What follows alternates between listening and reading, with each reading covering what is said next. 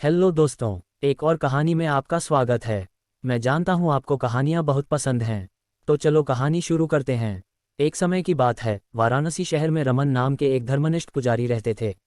वह भगवान शिव के प्रति अपनी अटूट भक्ति के लिए पूरे शहर में जाने जाते थे।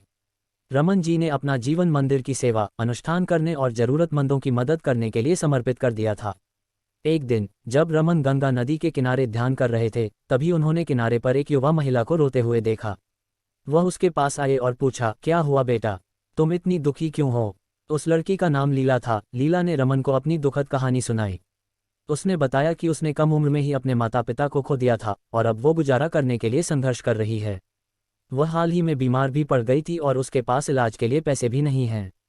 लीला ने कहा कि अब उसका ईश्वर में विश्वास कम होता जा रहा है और वह महसूस करती है कि ईश्वर ने उसे त्याग दिया है। रमन लीला की कहानी सुनकर बहुत भावुक हुए और उन्होंने उसे सांत्वना और प्रोत्साहन दिया। उन्होंने उसे विश्वास और भक्ति की शक्ति के बारे में बताया, उन चमत्कारों की कहानियां सुनाई जो ऐसे लोगों के साथ घटित हुई थीं जो वास्तव में ईश्वर पर विश्वास करते थे। लीला उनके शब्दों से बहुत ज्यादा प्रभावित हुई। रमन ने लीला की हर संभव मदद करने का फैसला किया।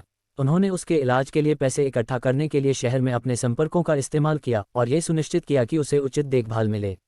उन्होंने उसे ठीक होने तक मंदिर में रहने की जगह भी दी। मंदिर में रहने के दौरान लीला ने रमन की भगवान शिव के प्रति अटूट भक्ति देखी। उसने देखा कि कैसे उन्होंने अथक रूप से देवता और समुदाय की सेवा की है। जैसे जैसे लीला के स्वास्थ्य में सुधार हुआ, लीला ने मंदिर की गतिविधियों में भाग लेना शुरू किया और परमात्मा के साथ अपना संबंध विकसित करना शुरू कर दिया। एक दिन रमन गंभीर रूप से बीमार पड़ गए। अपनी कमजोर हालात के बावजूद उन्होंने मंदिर में अपने कर्तव्यों का पालन करना जारी रखा और अपनी भक्ति को कभी कम नहीं होने दिया।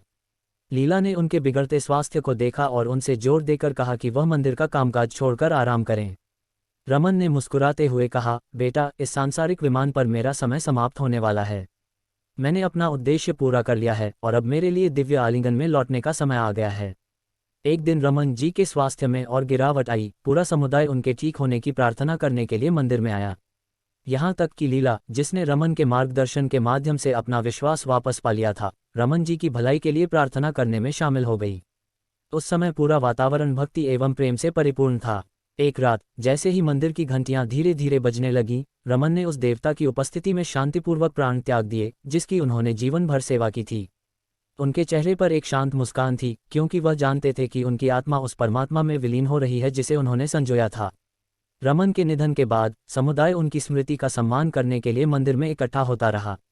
लीला ने अपने अनुभवों से परिवर्तित होकर रमन की विरासत को आगे बढ़ाने की जिम्मेदारी ली। उन्होंने अपना जीवन मंदिर और लोगों की सेवा के लिए समर्पित कर दिया, जैसा कि रमन ने किया था।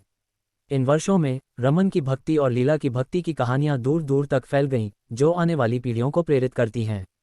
मंदिर सांत्वना और आस्था का स्थान बन गया, जहां हर वर्ग के लोगों को शरण मिलती थी।